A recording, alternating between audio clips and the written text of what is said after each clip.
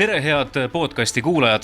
Seekordses Olümpia podcastis räägime Tokyo suveolümpiamängudest, mis juba sel suvel 23. juulist kuni 8. augustini Tokyos toimuvad. Samuti räägime Eesti Olümpiaakadeemiast, olümpialiikumisest, edukast projektist nimega Kooli olümpiamängud ja paljudel teistel põnevatel teemadel. Me salvestame seekordse podcasti ühes väga erilises kohas, nimelt oleme Tartus, Eesti spordi- ja olümpiamuuseumis. Osad kuulajad võib-olla ei teagi, et Baltimaade suurim spordimuuseum asub just nimelt Eestis ja täpsemalt öeldes Tartus. Me oleme oma podcasti stuudio üles seadnud nii siia olümpiamängude teemalisse ruumi ja minuga on täna siin Eesti Olümpiaakadeemia president Neinar Seli, tervist! Tervist kõigile! Ja hea meel on tervitada ka Eesti spordi- ja olümpiamuuseumi teadurit, nii-öelda selle muuseumi oma maja inimest Kalle Voolaid. Tervist, Kalle! Tervist! No räägimegi sissejuhatuseks põgusalt spordimuuseumist. See oli olümpia aasta 2016, kui kultuuriminister Indrek Saar ja toonane siis Eesti Olümpiakomitee president Neinar Seli allkirjastasid sihtasutuse Eesti spordi- ja olümpiamuuseum asutamislepingu. Miks te otsustasite toona muuta spordimuuseumi uue nimega Eesti spordi- ja olümpiamuuseumiks? Et Neinar Seli, kas selle kasuks rääkis ka näiteks see asjaolu, et olümpia temaatika on tegelikult ju siin muuseumis olnud alati väga tähtsal kohal? Ka kindlasti see, aga kogu see muuseumi reform ja muuseumi seadused muutmine hakkas ju tegelikult peale 2013. aastal ja siis nende seaduse eelnõu käigus tehti lõplikult selgeks, milline peab olema siis nende erinevate sihtasutuste tulevik ja nii juhtus ka spordimuuseumiga, et spordimuuseum enne seda sihtasutust oli täiesti eraldiseisev ja ei olnud eraldi registrinumbriga asutus üleüldse. Ja siis loogiline oligi, et asutajad on siis Kultuuriministeerium ühelt poolt ja teiselt poolt siis olümpiakomitee ja olümpiakomitee tõttu sai ka siis see nimi sinna ja tegelikult ju ongi sisu poolest ikkagi olümpia ka väga palju seotud kogu see tänanegi saal, kus me ju istume. No Kalle Voolaid, Eesti spordi- ja olümpiamuuseumi uus püsinäitus Eesti spordilugu viib meid tegelikult ju väga huvitavale retkele läbi Eesti spordi ajaloo ja kesksel kohal on ka seal näitusel tegelikult olümpiamängud. Kas võib öelda, et olümpia teema on seega siin muuseumis jätkuvalt ka tänasel päeval igati prioriteetne?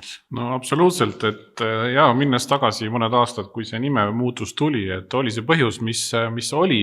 See oli üks väga hea mõte minu arust, sest et olümpia on Eesti spordi ajaloos alati olnud väga tähtis ja tänu sellele nimemuutusele me saame seda veelgi enam rõhutada ja muidugi ka rahvusvahelisele koostööle mõjub see väga hästi, sest et olümpiamuuseumi nimeline muuseum on ilmselt natukene võib-olla lihtsamini arusaadav meie külalistele.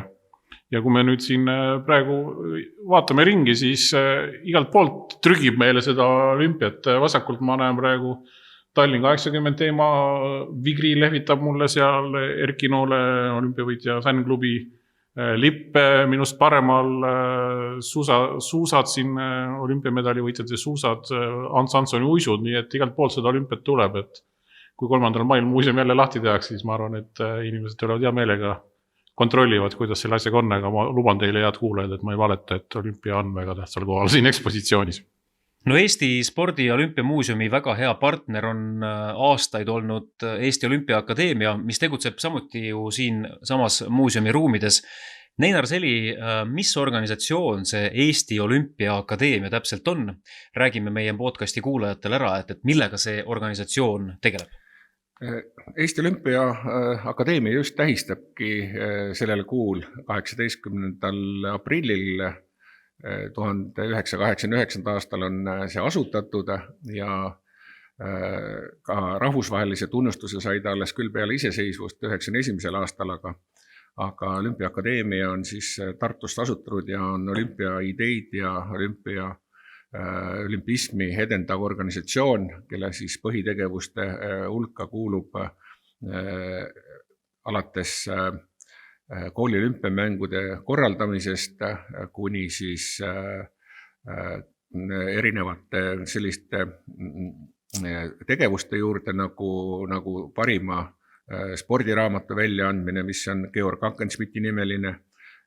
Veel anname välja meie asutaja professor Atko Neeme Viru stipendiumi.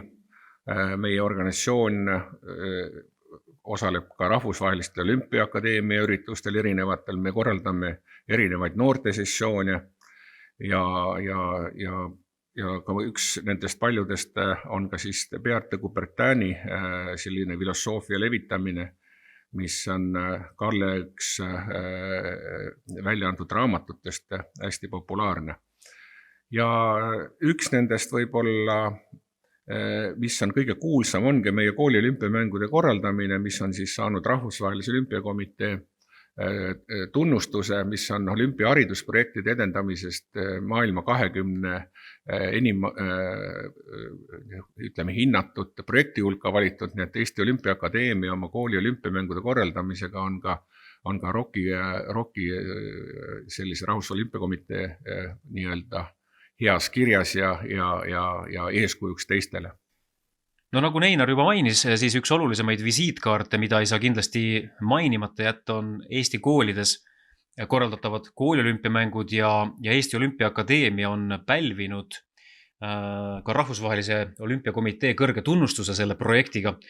Kalle, ma tean, et ka Spordimuuseum on kaasatud kooliolümpiaprojektidesse, vastab see tõele? Jaa, et kooli olümpiamängud, et nagu eestlastele ikka omane, et me oleme hästi sellised innovaatilised mingil hetkel ja hästi õppimisvõimelised, nii et me oleme selle kooli olümpiaprojekti juures seda rahvusvahelist kogemust ja tarkust päris hästi ära kasutanud, aga jah, meil on selline eripära selle juures, et koostöö Olümpiaakadeemia ja Spordimuuseumi vahel on selles osas väga hea, et ma usun küll, et mujal maailmas igal pool see nii ei pruugi olla, et selles suhtes meil on kindlasti väike edu sees ja Spordimuuseum on üsna avatud sellistele võimalustele, et kui keegi tahab tulla oma haridustegevusi meie majas, muuseumi majas läbi viima, siis koolid ja kõik teised on selles osas alati olnud väga teretulnud ja nii ka kooli olümpiamängude korraldajatega on selles osas väga hea koostöö, kuna kooli olümpiamängud ju proovivad maksimaalselt jäljendada seda päris olümpiamängude traditsiooni, siis kultuuriprogramm, haridus on selles väga tähtsal kohal, nagu me teame, ja nii ka kooli olümpiamängude korraldajatele on see minu meelest väga hea võimalus tulla neid haridusprogramme meie majja läbi viima. Muuseumiga ja akadeemiaga koostöös me oleme mitmesuguseid selliseid lisamaterjale sinna tootnud haridusnäitusi, muid haridusmaterjale, nii et selles osas võimalused on väga head ja kui me nüüd siin tõepoolest veel korra ringi vaatame, siis siia ikka mahub neid asju tegema päris lahedasti praegu meie uude ekspositsiooni. No kooli olümpiamängude projekt on üks hea näide, et Eestis on olümpialiikumine igati heal tasemel. Räägime sellest, mis on olümpialiikumine. Teatavasti olümpialiikumine koosneb ju kõigist organisatsioonidest, sportlastest ja muudest asjahuvilistest, kes on siis nõus olümpiahartas kirja pandud põhimõtete alusel kaasa aitama selle nii-öelda rahumeelse ja parema maailma rajamisele. Aga filosofeerime korra sel teemal, kuidas teile tundub, kas tänapäeval õnnestub meil kasvatada noorsugu spordi kaudu olümpiarike väärtuste vaimus, arvestades, et tänapäeva noored tahavad ju tegelikult mängida hoopis PlayStationis, arvutis, noored liiguvad vähem. Tänapäeva noortele olümpiaharidust anda ei olegi nii lihtne, kui see oli veel võib-olla paarkümmend aastat tagasi. Ega tänapäeval need suundumused tõesti läinud võib-olla väga paljuski sinna IT-maailmaga, ja sellest tulenevalt on ka tegelikult üks kõige suurem puudus, mis on ka täheldatud just noorte puhul, et seda liikumist on vähem ja läbi sellise kooli olümpiamängude korraldamise väärtustades seda liikumist huvitavamaks saame ka neid noori siia rohkem kaasata ja seda liikumist suurendada, et ka sellel on oma mitmekülge, ühelt küljest on nagu selline liikumise juurde meelitamine nii-öelda arvutide tagant ära, aga teisest küljest on ka selline ajaloo meenutamine ja olümpiahariduse andmine kogu selle protsessiga, et millised on tõekspidamised, millised on ausa mängu põhimõtted ja ka me annamegi välja selle koha pealt ka veel ausa mängu auhindasid, mis on väga populaarne laste seas, kes siis oma kooli olümpiamängudel on sellist eeskuju näidanud teistele oma erinevate tegevustega ja see konkurss on meil ka aastaid käinud, nii et see on ka selline üks külg läbi sellise olümpiahariduse tegevusega tuua lapsed ja noored liikuma ja mõtlema ka ajaloo peale, kuidas kogu see olümpialiikumine nagu algas. No nüüdisaegse olümpismi põhimõtted visandas Pierre de Coubertin, keda mainis ka Neinar.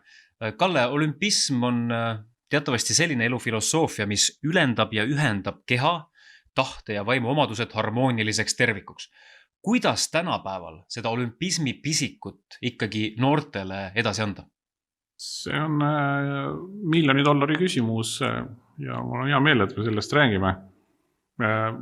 See ei ole esimene kord, kui me sellest räägime ja ega neid lahendusi leida, kui see oleks lihtne, siis oleks tore, aga ilmselt liiga lihtne see ei ole, sest nagu me teame, olümpiamängud ise võib-olla on ka siin suures pildis viimasel ajal teataval määral kriisis olnud, olgu siis koroona tõttu või mingisuguste skandaalide tõttu ja võib-olla ega inimene ei võtagi seda kui kõige maailma loomulikumat asja, et seda teada, mis see olümpialiikumine on, nii et alustades täiskasvanutest lõpetades lastega on see meie jaoks hea väljakutse.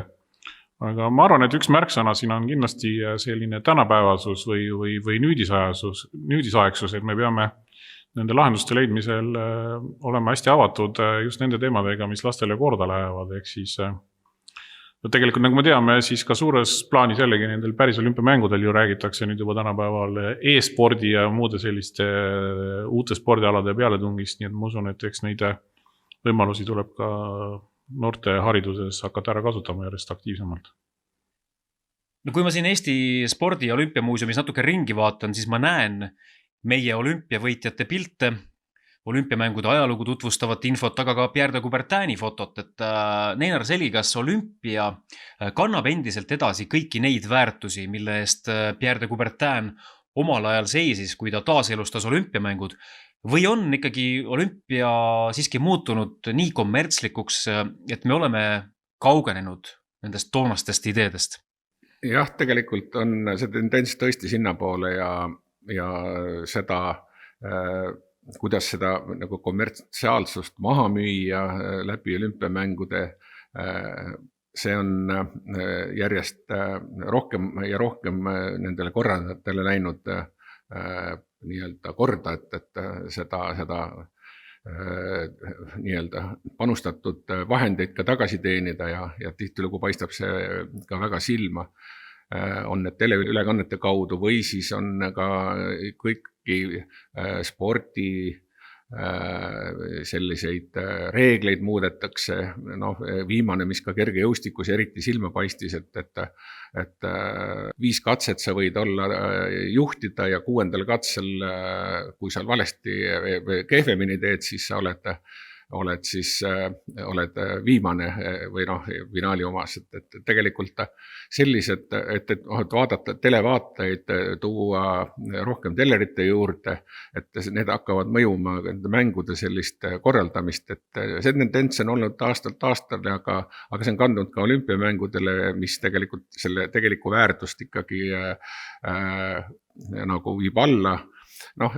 Võib-olla ka minu puhul ma olen juba nagu vanem inimene ja olen võib-olla vanades asjad palju kinni, aga kuskil peaks nagu piirid olema, alati tuleb uuendada ja värsket kaasa viia, aga kindlasti on siin mõtteainet, et kui ma saan aru ülekannete puhul, kui vanasti võis kergejõustiks tõesti teha 2 vale starti, siis nüüd 1 diskvalifitseeritakse, et sellised väiksed asjad, aga kuidagi teha nagu seda kommertsiaalseks, et see tendents on tegelikult väga suur ja järjest ka selliseid huvitavamaid alasid tuuakse spordis juurde, mis tooks neid vaateid juurde ja nagu ka Kalle ütles, et tegelikult selliseid e-värke järjest rohkem ja rohkem, et eks ta kaldu sinna poole on, aga me peame kaasa mõtlema positiivselt, aga me ei tohiks ära unustada ka need algtööd, mida me just siin ka selles olümpismi ja olümpiahariduse edendamisest räägime, et need ei jääks tahaplaanil, et need oleks ikkagi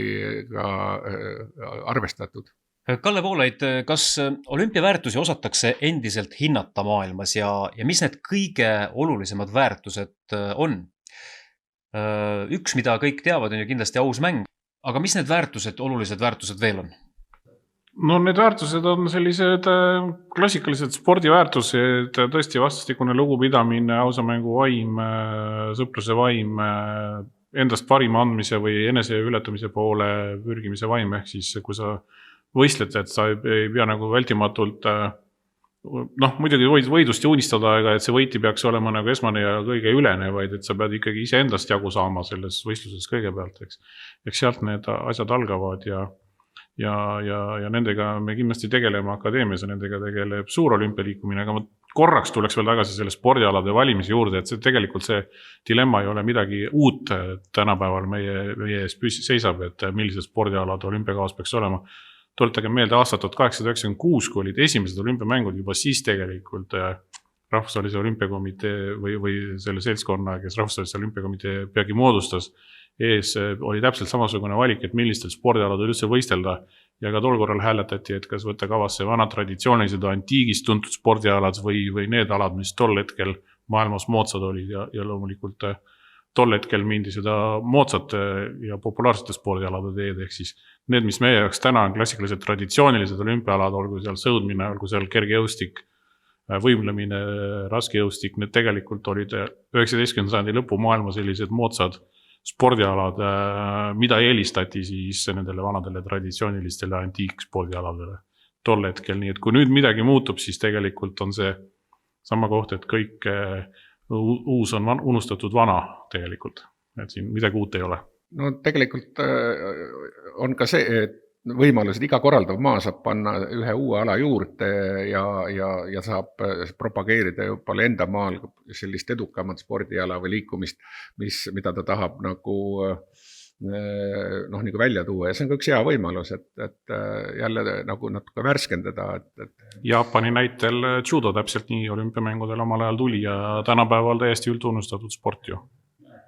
Aga need uuenduslikud asjad, need mõnikord meid hirmutavad ja mõnikord me natuke ehmatame, aga kui me nüüd mõtleme kas või siin paari päeva tagustele jalgpalli superliiga afääridele, siis ka sellega kaasnesid ju just sellised spordi uuendamise mõtted, et tuletage meelde, mida ütles selle superliiga juht, Reali president Perez, kes hakkas rääkima sellest, et jalgpall on igav noortele.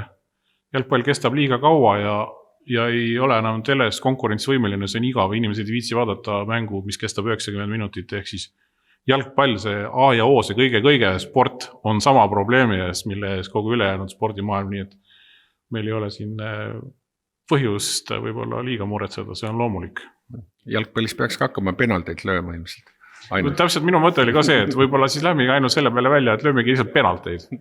Ja siis jõuab mängida lugemata arvu mänge ja kõik need suured 12 suurt klubi võivad kas ühe päeva jooksul terve turniiri ära pidada ja teisel päeval teise turniiri ja muudkui taavad vastastikku penalteid. Miks mitte? Muide, kui ausast mängust veel rääkida, siis podcastis koos Kaido Höövelsoni ja Riho Bruno Brahmanisega tuli meil jutu sees üks väga huvitav mõte, et tegelikult kontrollitakse ju seekord Tokios sportlasi väga palju, sest tuleb anda mitmeid kordi koroonaproove ja tegelikult saaks ju koroonatesti tegemise ühendada dopinguproovi andmisega. Ehk siis põhimõtteliselt annad 2 proovi, et ühe süljeproovi ja veel mingi proovi, et selline huvitav mõttekäik tegelikult.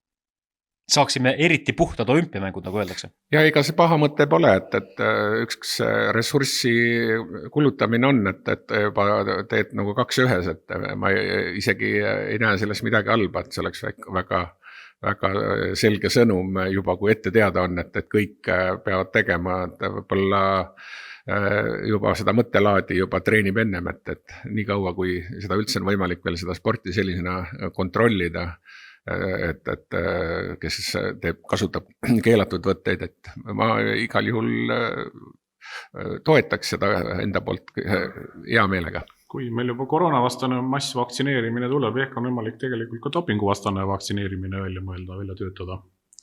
Kuidas selle peale veel tuldud ei ole huvitav? Aga liigume nüüd veel Tokyo olümpiamängude juurde teemaga Neinar Seli. 1964. aasta suveolümpiamängud Tokyos olid ka tegelikult ju väga erilised, sest esmakordselt toimusid olümpiamängud Aasias. Kalle saab mind kohe parandada, kui ma siin eksin. Kas need on kõige esimesed olümpiamängud, mida toona väga pisikese poisina Neinar Seli võiks ehk isegi natuke mäletada, sest ma ei usu, et Neinar Seli 1960. aasta Rooma olümpiat mäletab, teades, et sünniaasta on Neinaril 1959. No seda kindlasti ei mäleta, aga ega 64. aastal ma mäletan, meil juba televiisor küll oli, aga neid mänge kas kuidas kanti või need hilisemad videod või filmid või mis tol ajal filmiti, videosid siis ei olnudki, aga need ikkagi olid olemas. Just mäletan seda Rein Auna poolt kõige rohkem, et see kergejõustiku pool oli mulle südamelähedasem ja ma mäletan seda Rein Auna kui kangelase sellist, siis ma nägin teda ju kogu aeg ka treenimas Käärikul või siis Tartus siin ülikooli staadionil, nii et väikse poisina oli see nagu suur au, aga ega rohkem jah ei ole, aga viimased viimased olümpiamängud ma olen ikka püüdnud ise vähemasti kogu aeg kohal olla ja nüüd me ei teagi, mis saab selle praeguse Tokyo olümpiamängudega, et ainukene, keda mina olen kuulnud, on lennukipileti ära ostnud, on Marko Kaljuveer, et teised ei ole veel lennupiletidki veel ostetud, et kuna on veel see 60 päeva eelne võimalus, et äkki siiski veel jäetakse ära, mida ma küll ei tahaks enam uskuda küll, aga loodame siiski ikka parimat. No eestlastest võistlesid Tokyo olümpiamängudel 1964. aastal Nõukogude Liidu koosseisus väga edukalt Rein Aun ja Jaak Lipso ja mõlemad võitsid hõbemedalid. Rein Auna Neinar mainis, Aun siis 10 võistluses ja Jaak Lipso võitis Nõukogude Liidu koondises hõbemedali korvpallis. Kalle, mida veel põnevat meenutada Tokyo olümpiast 1964? No need olid nagu sa juba ka targalt ütlesid, et need olid esimest korda Aasias toimunud mängud, mis tegi need kohe hästi eriliseks mitmel põhjusel. Esiteks juba sellepärast, et need olid hästi kaugel kõigist. Jaapan pole ju kellelegi lähedal, nagu ka laulusalm ütleb, et Jaapan on kaugel. See oli juba ise väga eriline, aga Jaapan leidis sellele lahenduse. Esimest korda toimusid satelliidi vahendusel ülekanded, teleülekanded siis satelliidi vahendusel ja see võimaldas siis mänge transleerida rohkematesse paikadesse kui varem, pikemalt kui varem ja esimest korda ka osalt värviliselt kui varem. Varem seda ei olnud. Ehk see teleülekannete tulek Tokyos oli kindlasti üks märksõna ja teine märksõna oli see, et Jaapan suutis endast jätta maailmale väga hea mulje nende mängudega. Mäletagem, teise maailmasõjas Jaapan oli nii-öelda agressori või nii-öelda halbade poolel, kui me nii võime sõnastada nii-öelda kaotajate poolel ja oli sellise natukene paariariigi staatuses tuumarünnak Jaapanile ja kõik see sinna juurde käib. Kas ma mäletan õigesti, et tegelikult oleks pidanud toimuma Tokyos olümpiamängud ka 1940? Jaa, täpselt nii. 1940 pidid nad selle esimest korda toimuma, siis tuli sõda ja nad olid ära ja nüüd jõudis see ring siis Tokyosse tagasi ja Jaapan kasutas oma võimaluse väga hästi ära, et demonstreeris enda uut nägu, sõbralikumat nägu, külalislahkemat nägu ja hästi sellist tehnoloogilist nägu, et hästi palju sellist tehnoloogilisi uuendusi lisaks meile teleülekannetele, kiired rongid, paremad ajavõtutingimused, igasugused muud. No näiteks maratoni rajal oli kellaga auto esimest korda jooksjate ees ja mingisugused sellised väiksed pisiasjad, mis hästi hea mulje endast jätsid maailmale. Ja teisalt olid need viimased mängud, kus ei olnud veel kunstrajakat, siis Tokyo olümpiastaadion oli veel selline, ma ei tea, kas see nüüd on õige öelda, söörada või selline mingisugune looduslik rajakate, mingisugune mulla, kruusa, mingisugune pressitud selline nagu need tollal need staadionid olid, et pärast seda tulid uued kunstrajakatted. See oli viimane kord, kuid kui mälu ei peta, siis korrati seal ikkagi 100 meetri maailmarekordid, kas see oli mingi 10,06 või midagi sellist. Bob Hayes jooksis välja selliselgi rajal, nii et ja erinevalt nendest sellesuvistest Tokyo mängudest 1964 mängud toimusid oktoobris. Ehk siis selle suure kuumuse ja suure niiskuse selle kõige tõttu nihutiti ära, mis on üllatav, et seekord selle peale ei ole mindud. Me võime natuke arutleda, miks siis seekord seda ei ole tahetud teha. Aga siit võis lugeda väga selgelt välja, et see oli peamine põhjus, et sportlastel, külalistel oleks mugav. Nihutati oktoobrisse. Jah, no Neinar, ma arvan, et suvi, juulikuu, juuli lõpp ja augusti algus Tokyos, no midagi hullemat on raske ette kujutada, seda ütlesid ka Kaido Hövelson ja Riho Bruno Brahmanis, et need on täiesti ekstreemsed tingimused, kus tegelikult võistelda tuleb. Ma ei kujuta ette küll jah, seda sellises kliimas, see on tõsi jah, et eelmised mängud olid oktoobris ja selle kuumus ja selle käes, see on tõsine siuke proov, et vaatame, kuidas meie nendel ettevalmistajad lähed, aga nad võiksid praegustel treeninglaagrites juba arvestada seda et juba sellistes oludes ei tekiks sellist endal mingit kriisi, et võiks laagrit juba arvestada kuskil selles kliimas juba eelnevalt nendel olümpiastel, kes sinna lähevad. No kui Rein Aun võitis 1964. aasta suveolümpiamängudel 10 võistluses hõbeda, siis arvestades meie praegust väga suurt kandepinda 10 võistluses, siis oleks ju ilus, kui ka meie praegustest 10 võistlejatest keegi poodiumile jõuab. Kes meil suuremad medalilootused üldse Tokyos on? Vehklejad, tennisistid või on see Magnus Kirt või ongi 10 võistlejad? Mina võtaks korvpalli hõbeda ja 10 võistlus hõbeda. Korvpalli hõbe vist on veel reaalne, 3x3 ei ole veel ju välja kukkunud sellest mängust, eks ole.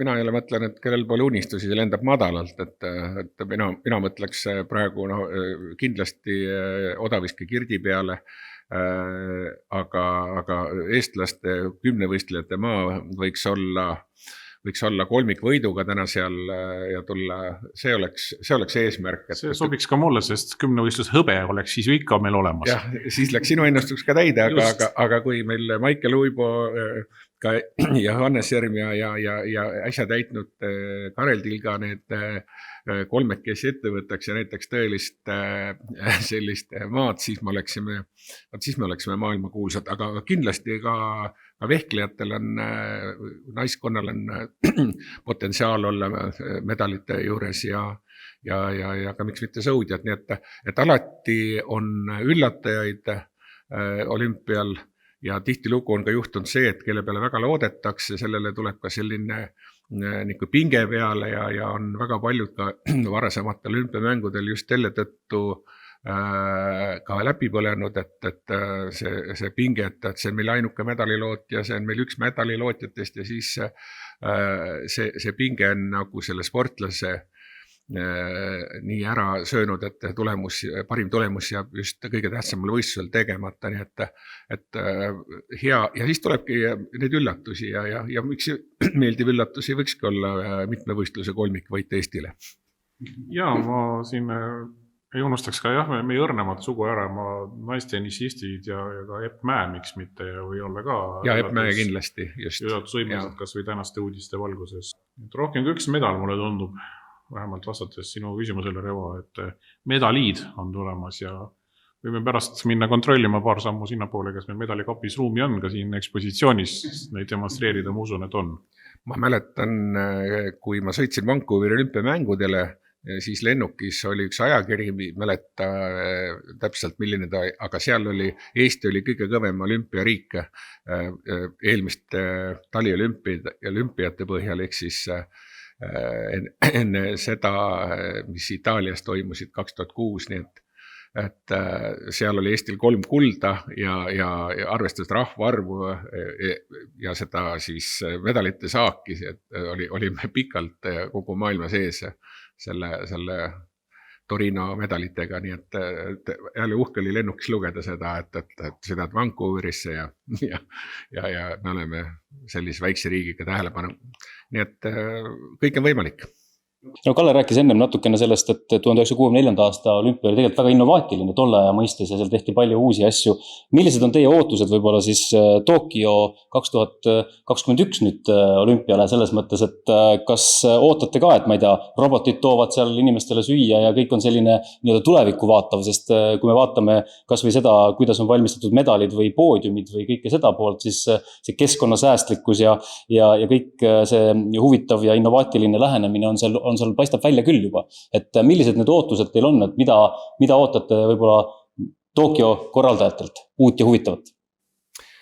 Kindlasti on see huvitav, seda innovaatilisust, mida me kõike võib-olla ei teagi, aga eks need teenindavad autod on tõenäoliselt kõik ainult akkude või elektriautod nii-öelda, siis seda selleni välja, nagu võib-olla ka eilne uudis, et isegi on paaris teenindatav, see on, et haigused ei leviks, on robot.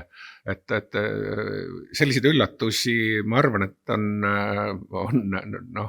tulemas ja ma arvan, korraldajad hoiavad ka midagi veel varrukas, et sellist innovaatilisust just näidata, sest et Jaapan on kogu aeg olnud ees kõneleja väga paljudel sellistel tehnilistel edusammudel. Muide, kui poodiumile jõudmisest rääkida, siis huvitav on see, et medalitseremoonia poodiumid on Tokyos valmistatud taaskasutatavast plastikust ja kui siin olümpiateemalises toas on ka palju olümpiamedaleid Eesti spordimuuseumis, siis olekski kohe paslik mainida ka seda, et seekordsete olümpiamängude läbiv teema on keskkonnasäästlikkus ja esimest korda valmistatakse Tokyo olümpiamedalid kasutatud mobiiltelefonide metallosadest ning rahva poolt annetatud teiste elektroonikatoodete pisiosadest. Nii et võib öelda, et see keskkonnateema on seal Tokyos väga, väga aktuaalne. No eriti kui arvestada, et tegemist on väga tiheda sellise asustusega rahvaarvu ja pindala mõttes riigiga, siis nad peavad olema väga leidlikud kindlasti ka selles osas, et kuidas seda taaskasutust, seda nii-öelda seda rohelist jalajälje küsimust nii-öelda vaadata, et kõik, millele raha kulutatakse, et sellest pärast mängi ka tolku oleks, et ma usun, et seal mingisugused asjad kindlasti on. Aga palju ilmselt selliseid väikseid asju, mis külaliste elu mugavaks teevad. Ma kujutan ette, et võib-olla ka koroonaga võitlemise, võib-olla mingisugused uued moodsad maskid, midagi sellist, miks mitte? No midagi peab tegelikult selles ka koroonavõitlus olema, sest tõesti Jaapan on üks vähem vaktsineeritud riik, et seal vist oli ainult 1,5% või midagi sellist, et kui nad jõuavad seal olümpiani ja see on ka kogu selle olümpiamängude toimumise selline küsimärk, aga kuna nad on hästi innovaatilised, siis võib-olla lahendataksegi tõesti selliste robotitega väga paljuski, et see neid kokkupuuteid vähem oleks ja ka tänase seisuga on seda teenindavat personali piiratakse nii rahvuslike olümpiakomiteed, näiteks ka rahvusliku olümpiakomitee külalistele ei ole praegusel hetkega veel lubatud näiteks kaasa võtta oma kaaslasi, et igal pool on need piirangud, et ka Eesti olümpiakomiteel ei ole veel külalistkaarte, mis on tavaliselt või siis ka kaaslase kaarte veel aksepteeritud, et need kõik selguvad ka veel maikuu jooksul, et kui palju nad siis seda teenindavat ja kaaslavat personali suudavad nii-öelda ohutult kaasa võtta, aga see on kuskil 15 000 ringis arvutuslikult on ta täna, aga ilma pealtvaatajat, et see arv on juba ka päris suur. Mida see olümpiale tähendab, et Tokyo suveolümpiamängudele välisturistidest pealtvaatajaid koroonaviiruse leviku valguses ei lubata? Mõtleme korraks sellele ja proovime ette kujutada, et milline on olümpia ilma välisturistideta. No ja, me peame nüüd tõesti võib-olla vaatama siin viimase lõppeva talihooaja neid teleülekandeid, spordiülekandeid, kus järjest kõik võistlused on toimunud ilma publikuta või siis on publikuks kehastunud tegelikult osa võetud sportlased, nagu oli viimasel sisekergejõustiku EM-il näiteks, et publikut ei olnud, aga rahvast oli hallis oma jagu kogu aeg ja kisakära ja emotsioon ja melu oli täitsa olemas, et kuna ka olümpiamängudel tegelikult ju sportlasi koguneb ikkagi tuhandetes, siis ma kujutan ette, et päris suur osa nendest ikkagi ju ava- ja lõputseremooniale lubatakse, nii et see atmosfäär mingil kujul ikkagi elavast auditooriumist tuge saab, et väga hulluks ei tohiks asjad minna. Jah, sest inimeste puudust ju Tokyos ei ole, et seal elab suur Tokyos 38 miljonit inimest, et inimesi on võtta küll. Jah, ma usun ka, et seda ei tule ja siin nad võivad oma innovaatilisust ka näidata, et telepurgis me näeme võib-olla tõesti, et keegi lehvitab seal, aga need on robotid, aga võib ka nii olla, aga tegelikult ega nad müüsid ka pileteid, olgem ausad, väljapoole kogu piletipaketist 25-30% vist ülejäänud jätsid nad sise selle turismiks enda rahvale. Nii et need piletid, mida müüdi, olid hästi defitsiitsed aasta varem, kui see piletimüük neil ka lahti läks. Et kuidas nad seda nüüd lahendavad, on tõesti robotid teil naljaga pooleks või aga ma usun, et televiisorist vaadata on ta kindlasti spordivõistlus on spordivõistlus ja olümpiamedal on olümpiamedal.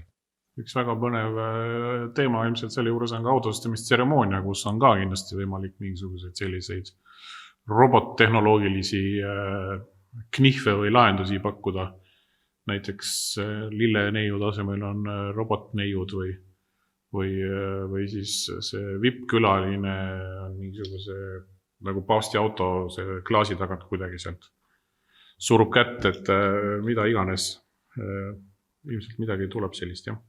Ja üks asi, mille üle teil mõlemal kindlasti on väga hea meel, on see, et alati, kui korraldatakse kuskil linnas, on siis näiteks Pekingis 2008 või nüüd Tokyos olümpiamängud, siis sel hetkel, vähemasti sellel eelneval perioodil on olümpialiikumine selles riigis ja selles linnas erakordselt kõrgel tasemel, et ma mäletan 2008 Hiinas tehti ikka nii tohutud olümpialiikumise projektid kõikides koolides, kõik lapsed teadsid, mis asjad on olümpiamängud, kuigi varasemalt oli see nagu väga tume maa nende jaoks, et see on nagu see tegelikult see väärtus, mida kindlasti tasub ka esile tõsta.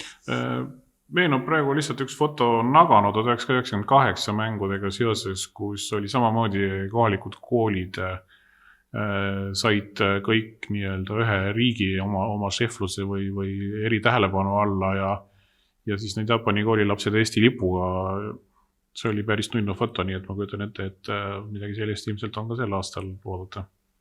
Ma usun ka, et see, kui nüüd Pekingiga ei saa võrrelda, aga ma mäletan Pekingi olümpiamängudel kui oli piletid realiseerimata, siis need koolilapsed ootasid korraldusi, et vaadati, et tribüünid tühjaks jääks ja need koolilapsed saaksid ka vahetult osa võtta, nii et kui läksid võistluste algus oli nagu kätte jõudnud, siis lasti need vabade kohtadele kõik need koolilapsed, et seda ühtegi kohta Pekingis tegelikult ilma jäetud või tühjaks jäetud. Kui Pekingini jõudsime jutuga, siis tegelikult ju ühed olümpiamängud on kohe ukse ees, et päris tihedalt on olümpiamängud üksteise järel tulemas. Ja, mis see nüüd on siis veebruar 22 või? Praegu suvi 21 lõpevad eelmised ära, nagu vanasti juba, kui olümpiamängud olid ühel aastanumbri sees kuni 92 aastani ju, nii et see ei ole tegelikult jällegi, et kõik uus on unustatud vana, et siin elu on selline, mis seal teha. Eks seda on ju ennegi juhtunud, kui olümpiamänge on vahepeal ära jäänud ja nüüd lükati ka Tokyo omad edasi, et aga ma arvan, et see ei ole lõpp, et siin saab ainult paremaks minna. Aga öelge siis lõpetuseks veel, millised on teie võib-olla siis kõige suuremad ootused nendele suveolümpiamängudele, mida te ootate kõige enam, milliseid alasid või milliseid sportlaste esitusi Kalle suure korvpallifännina ütleb kindlasti, et tema ootab korvpalliturniiri. Absoluutselt ootan korvpalliturniiri ja olen väga elevil, see tuleb üks väga huvitav turniir. Aga ma ootan täpselt sama palju ka kergejõustiku võistlusi alati ja tõesti 10 võistlus tekitab ka sellise kerge kananaha juba praegu sellele mõelda. Ja kindlasti mingisugused rekordid sealt tulevad ja need on teretulnud kõik. Ma olen sama meelt, et selline kergejõustikluste lootus on, kuna ise rohkem kergejõustikuga varasemalt seotud olnud, siis on ka sinna see pilk rohkem nii suunatud ja nähes ka nende ettevalmistust, et lootus. Aga ka vehklijad, tüdrukud on meil väga tublid, tõesti Epp Mäe, aga sportmängud on hea, kui üllatus toimuks seal, et see, ma olen hoian ka selles suhtes pöialt, aga jah. Ma tänan teid mõlemaid selle huvitava vestluse eest ja tänan kõiki Olümpiaakadeemia podcasti kuulajaid. Meie podcast on leitav enamuses suuremates podcasti äppides ja loomulikult ka Eesti Olümpiaakadeemia kodulehelt olümpiaharidus.eu. Tokyo olümpiamängud toimuvad 23. juulist kuni 8. augustini. Oleme suveolümpiamängude ootel. Kuulmiseni! Aitäh! Aitäh!